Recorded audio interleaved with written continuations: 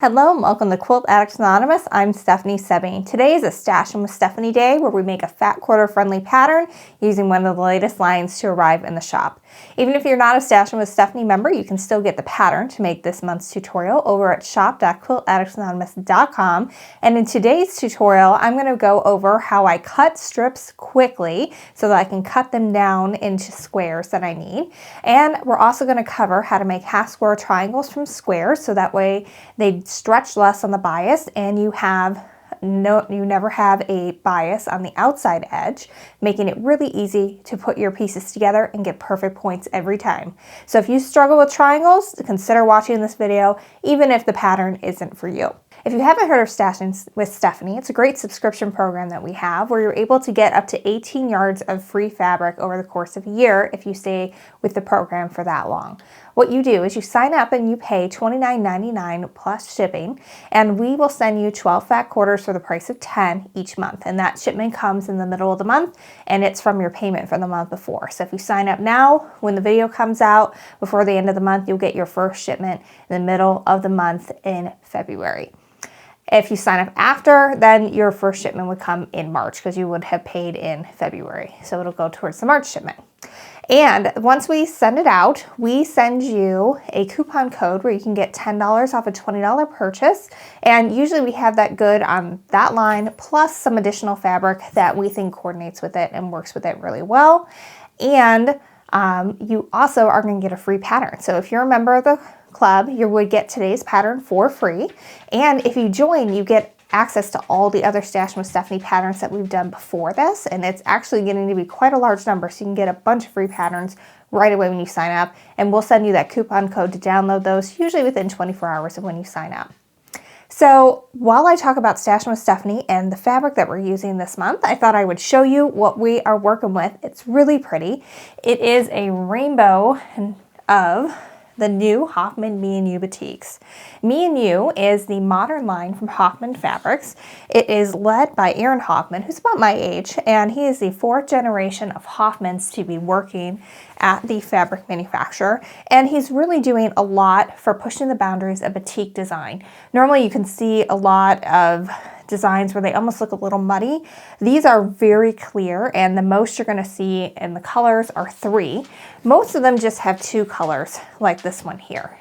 So it really works great whether you are a modern or a traditional quilter, because traditional quilters are going to like it because it resembles the batiks that they are used to working with, especially ones like this. But the chops are definitely cleaner in their lines and design. And in this one, it has a metallic print that has been applied to it. And so if you're more modern, this is like a good bridge. So I feel like this really works for everybody, whether you're very traditional or very modern. You can fall in love with Me You. And the designs are really pretty. I have used this fabric in my book, Simple Quilts for the Modern Home, because I really liked the simplistic design, but also that nod to that traditional batik as well. And I just really like this. I got the idea to do the Hugs and Kisses pattern that we're going to be making today when I saw this next print, this X's and O's. And with Valentine's Day coming up and with some cute reds and pinks and purples in here, I thought Hugs and Kisses would be absolutely fabulous for this month. Now the difference is, normally when you do a Hugs and Kisses pattern, there are bias seams and special templates. We're going to make ours completely with half square triangles, so it's going to be faster, easier, and we're going to be working with the same size pieces for the entire block. Let's get started. So we have a lot of squares to cut for this because we're doing a bunch of half square triangles. The entire quilt is made out of it. And if that's a scary thing for you, don't worry, we're going to make it easy for you. Starting with how to cut your strips and your squares down really quickly. So what I like to do is I have layered up several of my fat quarters here. I've got about 5. Usually 4 is a good number as long as you have changed your rotary cutter blades somewhat recently. And now what I'm going to do is I'm going to line it up, and I've made sure to arrange this so that way the fabric is hanging off past the 0-inch mark on my mat, because I'm going to use my mat to measure, so I'm going to need to square it up on the 0-inch mark later. So what I'm going to do now is I'm going to line my ruler up with the measurement I need to cut my strips down, and that information is in your pattern. It's called Hugs and Kisses. You can get it at shop.quiltaddictsanonymous.com. So I've got it lined up at the top and at the bottom closer to me. Then I'm just going to go ahead and cut up the side, making sure everything stays in line. So now, without moving any of the fabric, I'm going to lift my ruler up and I'm going to move it up to the next measurement. So if you're cutting, for example, 4-inch strips, you can do this with anything. It doesn't have to be this one. If you're cutting 4-inch strips, you can cut it at 4 inches, 8 inches, 12 inches, 16, and so on. And that way you can cut it really fast without having to move your fabric, because that's what takes time. So I'm lining up again at the top and bottom, and I'm going to just cut again. For this quilt, I've designed it so you can have a scrappy binding, so you even can cut a binding strip out of your fat quarter. We're going to use almost every bit of the fat quarter for this, so this is a great one to bust that stash or use with one of our Stashin with Stephanie pattern bundles. All right, so I've cut my lines, but I also need to now trim up where that 0-inch mark. So what I do, again, without moving any fabric, is I flip everything completely around. And then I'm going to line up my ruler this time so it's even with the 0-inch mark on my mat at the top and bottom, and then I'll be able to cut up the side and square up that side. All right, that took no time at all, and I just cut through 5 layers of fabric to create the strips and some binding strips as well. So it's going super fast. Now I'm going to show you how to cut these all at once to create your squares. So this time I've lined my mat up so that the 0-inch is on the side and the mat is going horizontally. And I'm going to use the inch lines on here as a guide to lay out my fabric. So what I like to do for this is take the selvage edge and lay that past the 0-inch mark. And then I'm lining the top of this up with an inch line on the ruler, and that'll give me something square to measure with. Now, if you're doing this, we want to make sure, kind of do the math in your head, figure out how many you need to get from each strip, and make sure that the edge of it is past whatever that number is. So again, if we're doing 4-inch strips, we're not for this one, you got to get the pattern and get that measurement. But if you're doing 4-inch strips, then you would need to, like, say 20 is divisible by 4. So you would need to make sure you're going past the 20-inch mark, which we are here. So you'd be good there. All right, now, so for this next one, I don't want to put it too close because I don't want to be going over too many lines at once with my rotary cutter. So I'm going to line this like 3 inches up from there. That way I won't have any overlap when I put my next one on. So how close I put it really kind of depends on how big of squares I'm cutting. If I'm doing little squares, then obviously they can be closer together. The goal is just not to overlap it too much so that you end up having trouble cutting through all the layers with your rotary cutter. All right, so I've got that lined up and I've got it going past the 0-inch mark plus past where I need it to be so I can get enough squares from each strip. And now I'm going to do one more, again about 3 inches up. Line that up with the inch line so that I know it's nice and square. All right, so now I have my 3 all lined up here, and I can again use that mat to measure. So I'm lining up my ruler with the mat at the measurement I need in order to cut these down to squares. Then I can just cut right through all those layers. Make sure your ruler isn't shifting on you as you do it. And make sure your fabric doesn't shift on you as well. You may just kind of have to slow down a little bit and do this. So now I'm going to keep, again, moving down the line and just cutting along.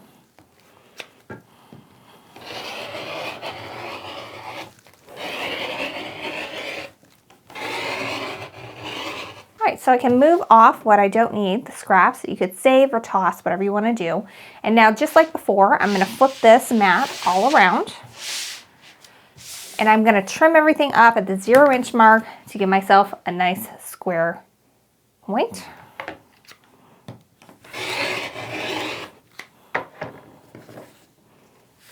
All right, so now you can see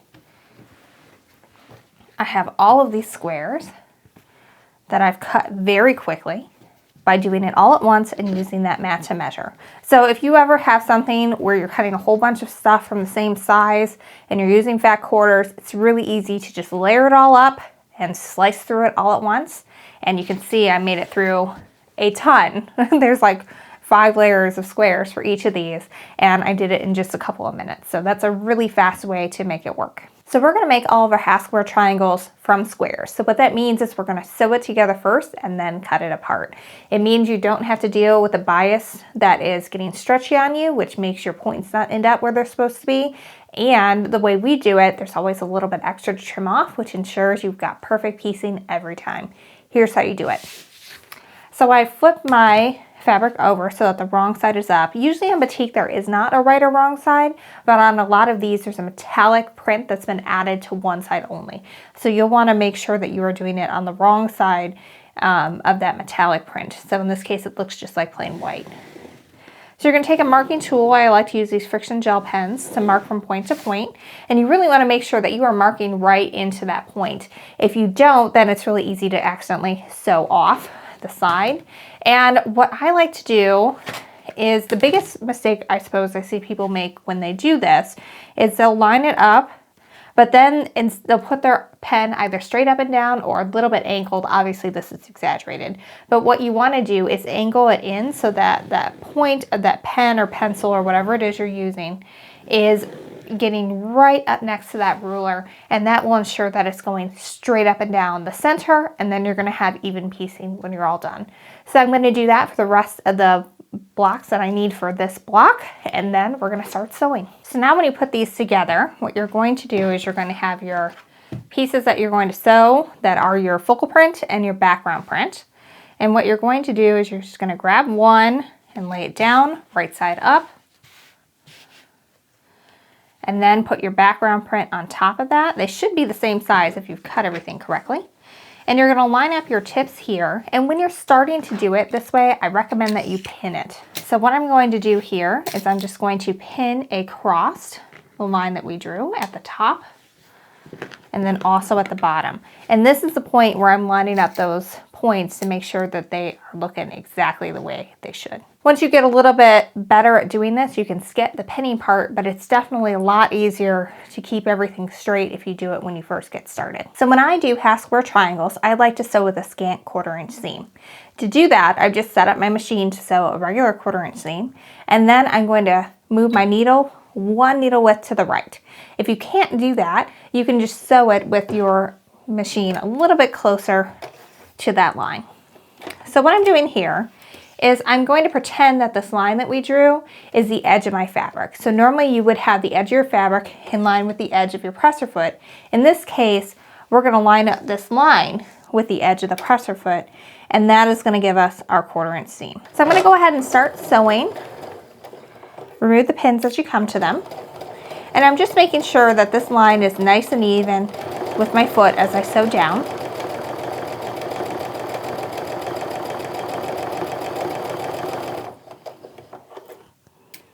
And when you get to the end, I like to put my finger to the right of that line to help keep those points together, and then it can just glide right along next to the edge of that foot so that seam stays nice and even all the way down. Now for the rest of these, you can chain piece them. So I can just grab the next square and put it right on top. And again, if this is a brand new technique to you, make sure you're pinning at the top and bottom. I'm just going to line up my points so that I've done these probably thousands of times in my quilting journey.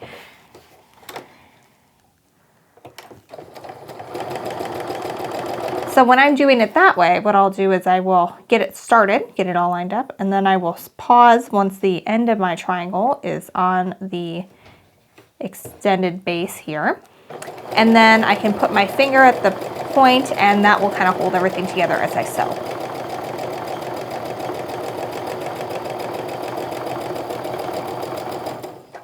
Now you can chain piece these so you can sew all the ones you need to together. I kind of did one block at a time as I was working, and I did it by colorway. So as I did this, now I can turn it around, and now I'm going to sew down the other side of that line to create our second seam allowance.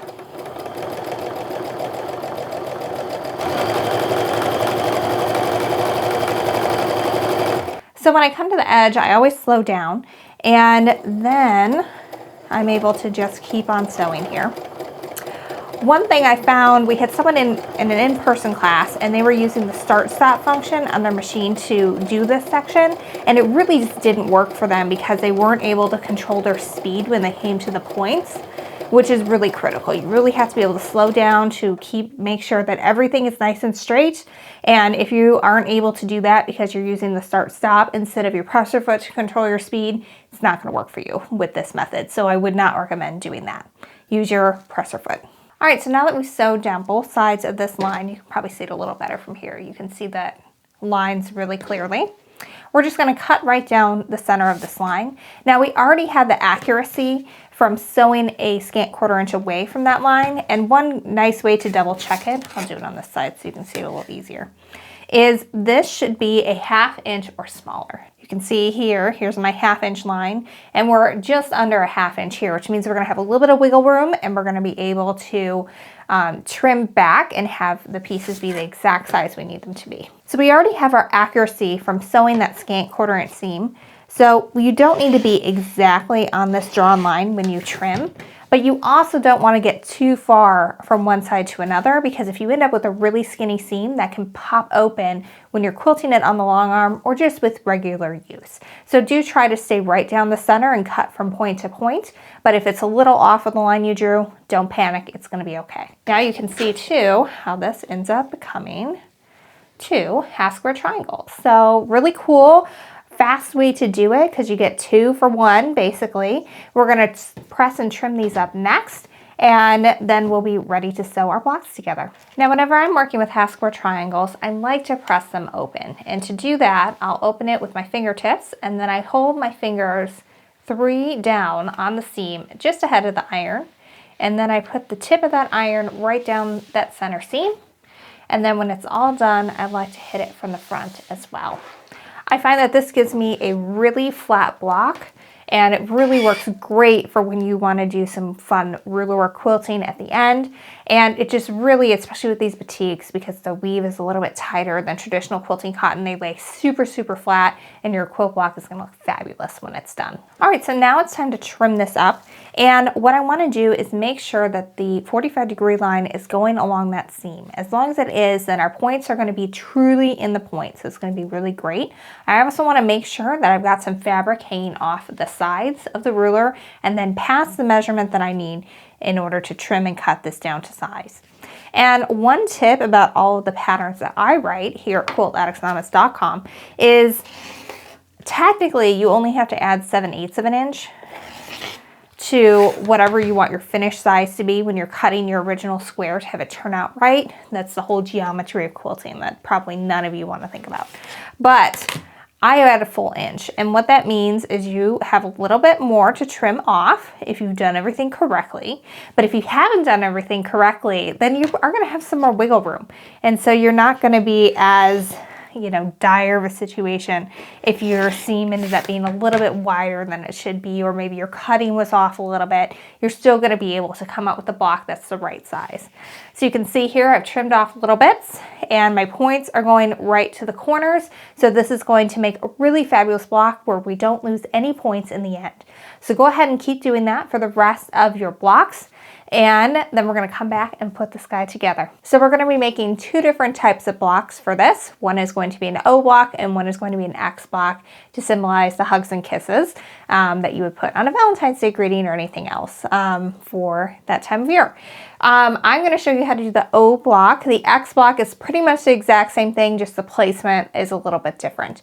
In this one, we've got some solid ones in the corners, and the hugs one, we're going to have actual half square triangles throughout the entire block, but the processes of sewing them together are the same. So what I'm going to do is I'm going to sew everything into rows first, and I'm going to show you my tips and tricks for making those points perfect every single time. And you'll apply those for both this block and the X block. So I'm going to start with the top row here. And these two, there is nothing to match together except to make sure that the points are aligned in the squares. Since we've taken the time to trim all that down, these should be exactly the same size, so it'll be really easy to sew together accurately. I have moved the sewing machine back to a regular 1/4 inch stitch for this step. So you can pin this if you want. I kind of just line up my corners like that because it's a small enough block to where it shouldn't shift too far along on you. But if you feel more comfortable pinning, by all means, go ahead and do that.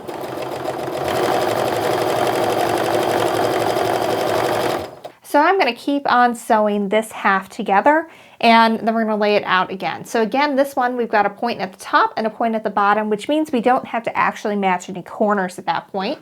So we can just lay them right sides together, bring them over to the machine, and sew down just like we did. No need to get any fancy pinning if you don't like to. I know I really like to pin as little as possible, and for these you can definitely get away with skipping it.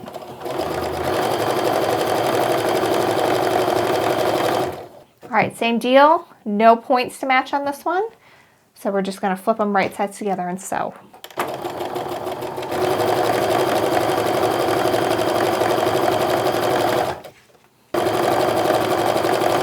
All right, now I'm gonna lay everything back out just to make sure I've sewn everything correctly, because sometimes it's easy to sew down the wrong side and then you've got to pick and remove it. It's a lot easier to do at this stage than later on. All right, so everything is still looking the way I want it to be. And just so you know, like my thought process is I kind of tried to keep 3 colors that were in the same color family together in each of these blocks. So I've got about 5 yellows and reds that I'm working with, but I only chose 3 for this one. That way it was still scrappy, but not like overwhelmingly scrappy. So now I'm going to do the same thing, sewing together the other half.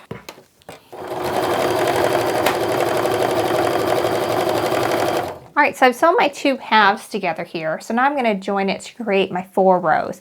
And this is where I'm going to have to pin to make sure that those seams are joining right where they're supposed to be for the points. I'm going to start with up here. I'm going to go ahead and join my points here. And what I do for this is I kind of work from the top. Since these are pressed open, it's not like there's going to be, you know, one going one way or one going the other. So what I do is I just kind of lay them on top of each other from sight. I'm usually looking from the top like this. And you can see there that they are just right next to where they should be. And then what I do is I put a pin in on the right side of that seam allowance, so the part that I'm going to sew second. So now I can bring it to my sewing machine and I can slide that underneath. And I can take my first couple of stitches and it goes really easily. If you've ever had trouble where like there's this big hump to get over when you are sewing half square triangles, this is a good way to avoid that because the seams are nice and flat and your sewing machine just wants to sew over it. So I can sew the rest of the way. I can repeat for this one. Again, making sure that those lines are nice and lined up with each other like that. So what I'll do is I'll get them lined up and then I'll pull it down a little bit just to make sure that we're where we should be. Put that pin in and start sewing.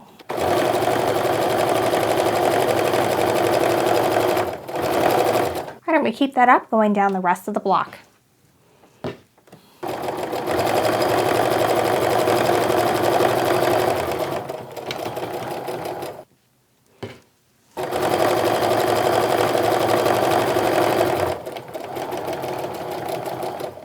So in the pattern, I've given you instructions so that way your seams are always going to butt up against each other when you go to put your blocks together to get the quilt top.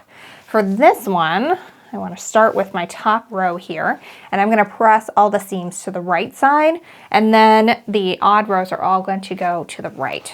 So what you can do here is you can set your seam, and you just want to set your iron on the side that you're pressing the seam away from, then just gently drag that iron up. You don't want to really force it because that could stretch everything out of order, but this works pretty well if you do it this way.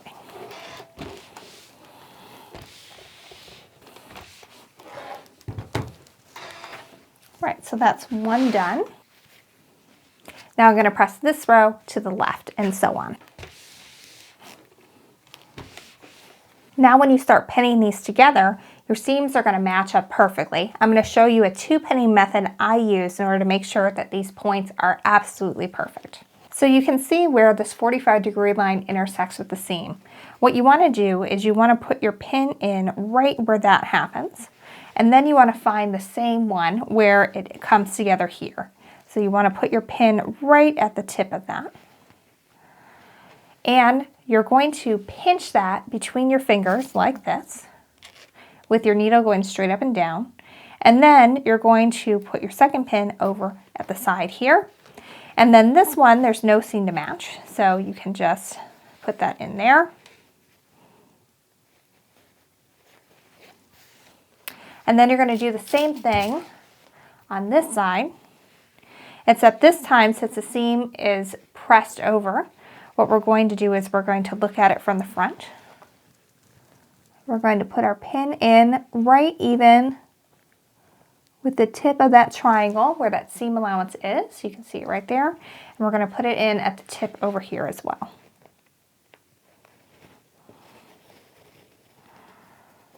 And the reason why I don't pin with this one is if I were to rock this pin back and forth, that would shift the top one forward and the bottom one toward me. And then my points would no longer be aligned. They would be one above the other. So that wouldn't end up working out. All right, so I'm going to repeat that with my second one, and then I'm ready to sew. When I do sew, I just want to make sure I'm just to the right of where that seam crosses over where that 45-degree line is. And if I do that, then I'm going to have perfect points every time.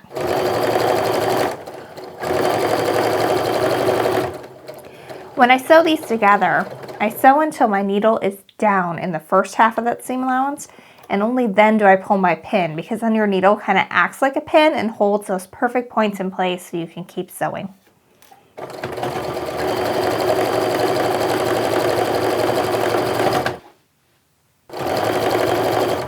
You can see here that I cross that seam allowance right over where that seam line is going across. So that way when you open this up, we should have a great little join there. I'm going to press these seams underneath the odd rows. So I've got the second row up. I just set that seam. And then I'm going to press it so that the seam is going underneath the second row here. Again, I take my iron and I just slide it up over that seam. And that should eliminate any pleats or puckers that would make your block not turn out square.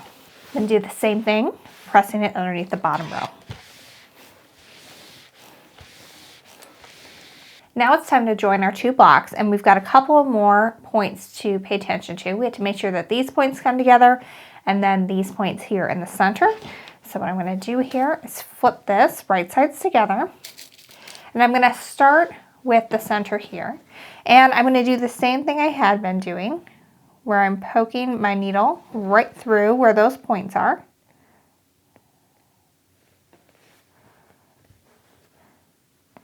Then I'm going to hold that still, going straight up and down while I put my pin in, just like we did last time. For these, you can just feel the seams butt up next to each other. It should feel kind of like the threshold in your house. There shouldn't be a bump or a gap. It should just be a nice smooth transition as it goes over. And then we're going to pin this one over here as well.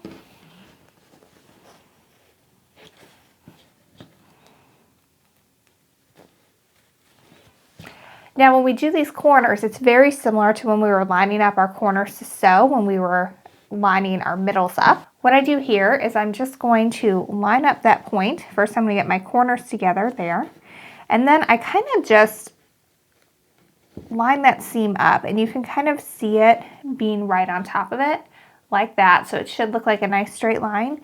And then you can ease that down over it, and then I take a peek from it on top as well, just to make sure that it looks like that split is happening right in the center. And then I'm going to put a little pin in on the right side to hold that all together. And then I'm going to do the same thing on this side, lining up those corners, taking a peek from above to make sure they look like they are right on top. And then putting the pin in on the right side of that seam allowance. So now we've got the final seam of our block.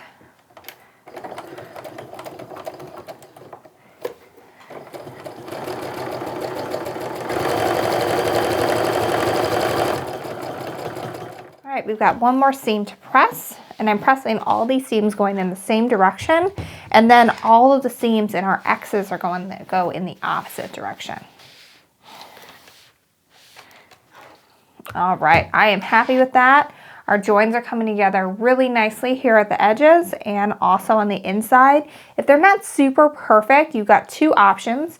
You can pick from here to here, reposition and resew, or if it's not going to bother you, then leave it. That's okay. There's no rule that says you absolutely have to fix it as long as that seam is secure and you've got a good quarter-inch seam and it's not going to fall apart on you. If it's not perfect, that's okay. If it doesn't bother you and it's your quilt, go for it. So this is it. This is what the O block and the Hugs and Kisses quilt looks like.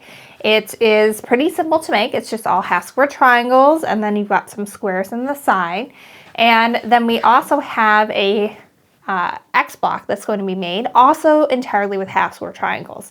You're going to use it all the concepts that I showed you in the other one, just the placement of the blocks is a little different. So in these, instead of having a solid one in the corner, you're going to have a half square triangle there.